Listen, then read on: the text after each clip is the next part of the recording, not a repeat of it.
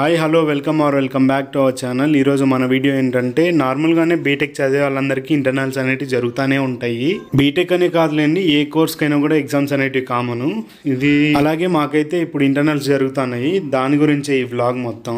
కొందరైతే sem exam కూడా ఇంత ప్రిపేర్ అవుతారో ఎవరో తెలియదు, కానీ ఇంకొందరు ఉంటారు వాళ్ళు మాత్రం ఎప్పుడు చదువుతూనే ఉంటారు. మా రూమ్మేట్ లాగా తను పొద్దున్నే లేచి చదువుకుంటా అంటే నేను మాత్రం బర్రెలా పనుకొని ఉన్నాను. ఇంకా నేను లేచి రెండుసేపు చదువుకున్నాను. ఇంకా తర్వాత మనం చేయాల్సిన పని వచ్చేసి ఇదిగో ఇట్లా హెచ్చలు కొట్టడం అనమాట. దేవుడు మనకి రెండు చేతులు ఇచ్చినా కూడా అదే పనిగా మనం ఒక చేతితోనే చేయాలని చూస్తాము. ఈ ఫోన్ కి ఛార్జింగ్ పెట్టినంత సేపుకి నేను ఇంకో క్వశ్చన్ చదువుకొని ఉండొచ్చు, అంత కష్టపడ్డాను దీనికోసం. లాస్ట్ కి ఎలాగైతేనేమి ఎలాగోలా ఛార్జింగ్ పెట్టేశాను, సక్సెస్ఫుల్ గా అయితే ఎక్కుతాను. ఇంకా తర్వాత ఏదో సౌండ్ వినిపిస్తుందని బయటకు వచ్చి చూస్తే అట్మాస్ఫియర్ ఇలా ఉంది చూడండి. పొద్దున్నే బయట రాగానే ఇలా చల్లగా వర్షం పడతా ఉన్నది. ఈ అట్మాస్ఫియర్ని చూస్తూ ఉంటే ఇలాగే ఉండిపోవాలనిపిస్తుంది, అలా ఉంది. కానీ కుదరదు కదా, మనకైతే కాలేజ్ ఉంది ఈరోజు, వెళ్ళక తప్పదు, వెళ్ళాల్సిందే. నార్మల్గా నేననే కాదు, ఏ బీటెక్ స్టూడెంట్ అయినా కూడా ఎక్స్పెక్టేషన్స్ ఒకటి ఉంటే రియాలిటీ మాత్రం ఇంకోటి ఉంటుంది. ఇంకా ఫ్రెష్ అప్ అయిపోయేసి నైట్ మొత్తం చదివినంతా రివిజన్ చేసే టైంకి మొత్తం అన్ని కొత్తగా చదివినట్టు అనిపిస్తుంది. ఏదో ఈ చదువులన్నీ చదవలేక చచ్చిపోతున్నాం. బీటెక్ థర్డ్ ఇయర్లోకి రాగానే మ్యాథ్స్ అనేది ఉండదని చెప్తారు, కాకపోతే అదంతా అబద్ధం. డొల్లా నమ్మితే గుండు కొట్టించుకుంటారు, చెప్తానని చూడండి. మాకు 6 సబ్జెక్టులు ఉంటే 6 థియరీ లాగానే ఉంటాయి, కాకపోతే 5 మ్యాథ్స్ ఖచ్చితంగా ఉంటుంది, ఒకటి మాత్రమే పక్కా థియరీ ఉంటుంది. అదిగో వాళ్ళు అక్కడ కనిపిస్తుంది, అదే మా కాలేజు. ఇదిగో ఈ ఫస్ట్ ఉంది, అది వచ్చేసి హాస్పిటల్, సెకండ్ది మెడికల్ బ్లాక్, థర్డ్ది వచ్చేసి ఇంజనీరింగ్ బ్లాక్ అనమాట. ఎగ్జామ్స్ అనేవి అప్పుడప్పుడు వచ్చిపోతూ ఉంటాయి. ఫుడ్ మాత్రం లోకల్ పక్కా ఎప్పుడు ఉంటుంది. వర్షం స్టార్ట్ అయిపోయింది, అందుకనే గొడుగు కూడా బ్యాగ్లోంచి బయటికి తీసేసాను. గొడుగు లేని వాళ్ళ పరిస్థితి అయితే ఇంకా చెప్పుకోకూడదు, అట్లే వర్షానికి తడుచుకుంటూ పోతా ఉన్నారు. షార్ట్ కట్ అని చెప్పేసి దారిలో నుంచి రాకుండా తోటలో నుంచి వస్తున్నాం.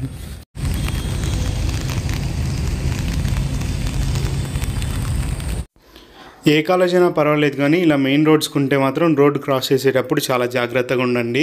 రీసెంట్గానే మా కాలేజ్లో ఒక అబ్బాయి చనిపోయాడు, దట్టు తను మన తెలుగు అబ్బాయి. ఏదో చెప్పాలనుకునేసి ఏదేదో చెప్పేస్తున్నాను. Coming to the main topic. వర్షం వచ్చేటప్పుడు పైనుంచి చూడడానికి బాగుంటుంది, కిందకు వచ్చి ఈ బురదలో నడవాలంటే చాలా చిరాగ్గా ఉంటుంది. ఇంకేం చేస్తాం, తప్పదు, కాలేజ్కి వెళ్ళాలి, లేదంటే అటెండెన్స్ తగ్గిపోతుంది. దట్టు ఇది ఇంటర్నల్ టైం కాబట్టి ఇంకా పక్కా వెళ్ళాలి. ఇది చూడండి, మీకే అర్థమవుతుంది వర్షం పడుతున్నా కూడా ఎలా వెళ్తున్నారు అందరూ. కాలేజ్కి వెళ్ళిన తర్వాత చెప్పారు వర్షాల కారణంగా ఎగ్జామ్ అనేది నెక్స్ట్ డేకి పోస్ట్పోన్ చేశారనేసి. కొన్ని అయితే అన్ప్లాన్డ్ గా జరిగిపోతూ ఉంటాయి. మా కాలేజ్ పైన వచ్చేసి అలా చందమామ కొద్దిసేపు ఆగిపోయింది, చూడ్డానికి అయితే చాలా అంటే చాలా బాగుండింది. గొడ్డులా గంటలు కూర్చొని చదువుకున్నాను. మొత్తం అన్ని చదివిన తర్వాత మళ్ళీ స్లైడ్స్ ఓపెన్ చేసి అసలేం గుర్తులేదు, అందుకని మళ్ళీ చదువు. నా బ్రెయిన్ ఒకటే రొటీన్ వర్క్ అయిపోయింది, చదవడం మర్చిపోవడం. ఎగ్జామ్ హాల్లో క్వశ్చన్ పేపర్ చూడగానే ఈ క్వశ్చన్కి ఆన్సర్ తెలుసు అనేసి బ్రెయిన్లో గట్టిగా ఫిక్స్ అయిపోతాను. తర్వాత ఇంకా అదే ఆన్సర్ పేపర్లో ఇంప్లిమెంట్ చేద్దాం అనుకుంటే అప్పటికి మర్చిపోతాను. అది ఇంకా బయటకు వచ్చిన తర్వాత నా బ్రెయిన్ ఆటోమేటిక్ గుర్తు చేస్తుంది ఆన్సర్ ఇది అనేసి. ఇదంతా చూసిన తర్వాత ఏరా మీ కాలేజ్లో క్లాస్ రూమ్స్ లేవా, బయట కూర్చొని చదువుకుంటున్నారు అనేసి మాత్రం అనుకోకండి. కాలేజ్లో first, third, fifth, seventh sem వాళ్ళందరికీ ఒకేసారి ఎగ్జామ్స్ నడుస్తున్నాయి, అందుకనే క్లాసెస్ ఖాళీగా లేవన్నమాట. ఇంకా దానికోసమనే ఇట్లా అందరూ బయట కూర్చొని చదువుకుంటా ఉన్నారు. మాకు నార్మల్గా పొద్దున ఒక ఎగ్జామ్, మధ్యాహ్నం ఒక ఎగ్జామ్ జరుగుతుంది అనమాట. మధ్యలో గ్యాప్లో ఇలా కూర్చొని చదువుకుంటా ఉంటారు. ఆ రోజు మొత్తం జరిగిందంతా చూపిస్తే మీకు చూడడానికి సోది అనిపిస్తుంది, అలాగే నాకు చూపించడానికి కూడా సోదే అనిపిస్తుంది. అందుకనే ఆ 3 రోజులది కంబైన్ చేసి చూపించేస్తాను మీకు ఒకేసారి. నేను బయటకు వచ్చి 5 మినిట్స్ పైన అవుతున్నా కూడా వీళ్ళది మాత్రం ఇంకా అవ్వలేదు, ఇంకా రాస్తూనే ఉన్నారు. ఏం రాస్తున్నారో ఏమో. ఇంకెలాగోలా కష్టపడేసి ఇంకా రాసేసినాము, ఇంకా వెళ్ళిపోదాం రూమ్కి, ఇంకా మనకు పని లేదు ఇక్కడ. సక్సెస్ఫుల్గా అన్ని ఎగ్జామ్లు అయితే అయిపోయినాయి. ఈరోజు లాస్ట్ ఎగ్జామ్ అయిపోయింది, ఇప్పుడే రాసేసి రూమ్కి వస్తాను. ఇదిగో అదే మా ఏంటంటే మ్యాటర్, క్వశ్చన్ పేపర్ రాసింది ఎవడో కానీ వాడైతే ఏం దాకా రాసినాడో, అసలు ఎక్స్పెక్ట్ చేయనివన్నీ వచ్చినాయి. ఇంకోటి చెప్పాలంటే ఇన్విజిలేషన్ అయితే ఆయన ఒక చోటు ఉంటాడు, మిగతా వాళ్ళు ఎవరి పని వాళ్ళు చేసుకుంటున్నారు. చాలా బాగా అనిపించింది. కాకపోతే మనమే యుద్ధానికి ఆయుధాలు ఏం తీసుకోపోలేదన్నమాట, అందుకు ఏం చేయలేక. ఇంకా ఇట్లాంటి టైంలోనే ఒక డైలాగ్ గుర్తొస్తుంది, ఏంటంటే అస్త్రాలు లేనప్పుడు ఎన్ని వస్త్రాలు ఉంటే ఏం చేస్తాం, అంతేగా, వ్యర్థమే. సరే, మళ్ళీ కలుద్దాం. ఇలా రూమ్కి వచ్చానో లేదో అప్పుడే మా ఫ్రెండ్స్ ఫోన్ చేసి పుష్ప 2 మూవీకి వెళ్దాం రారా అంటున్నారు. అదే ఆలోచిస్తున్నా పోదామా వద్దా అనేసి. ఒకవేళ పోయేటట్టుంటే మీకైతే ఖచ్చితంగా అప్డేట్ ఇస్తా.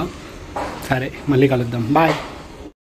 ఇక్కడ నేనైతే భయపడుతూనే బండి తోలుతున్నా, ఎందుకంటే ఈ రోడ్లో 2 చోట్ల ఉంటారు పోలీసులు. వాళ్ళకి కనపడితే మమ్మల్ని ర్యాంప్ ఆడేస్తారు అక్కడనే. మా ముగ్గురి టైం బాగున్నట్టుంది ఈరోజు, అందుకని పోలీసులు కూడా ఎక్కడో వెళ్ళారు, అక్కడైతే లేరు. ఇంకా నెక్స్ట్ డైరెక్ట్ థియేటర్ దగ్గర కలుసుకుందాం. ఫైనలీ థియేటర్ దగ్గరికి అయితే వచ్చాము. ఇక్కడైతే చాలామంది తోసుకుంటూ ఉన్నారు లోపలికి వెళ్ళడానికి. మేమైతే కొద్దిసేపు ఆగిపోదాంలే అనేసి గమ్మునున్నాము.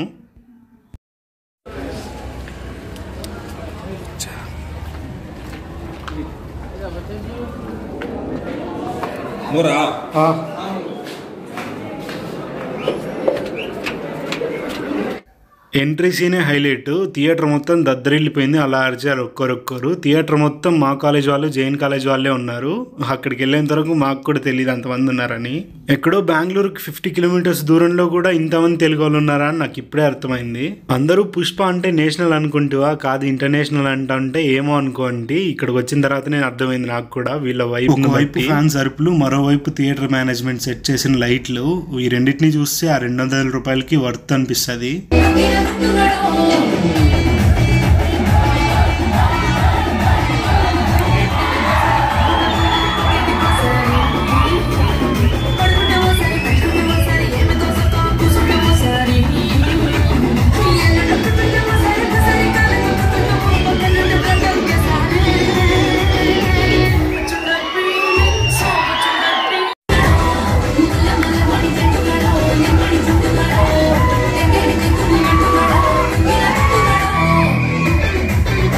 నాకు ఈ సినిమా మొత్తంలో నచ్చిందంటే ఫైట్స్, అలాగే ఈ జాతర సీన్ అనమాట. నాకైతే చాలా అంటే చాలా బాగా నచ్చింది. చూసేకి ఆ గ్రహమాదిరి పాటలో ఆ స్టార్టింగ్లో ఆ కాటుకు తీసి పెడతారు చూడు, అక్కడైతే నేనైతే స్ట్రక్ అయిపోయాను, అంత బాగా నచ్చింది నాకు అక్కడ.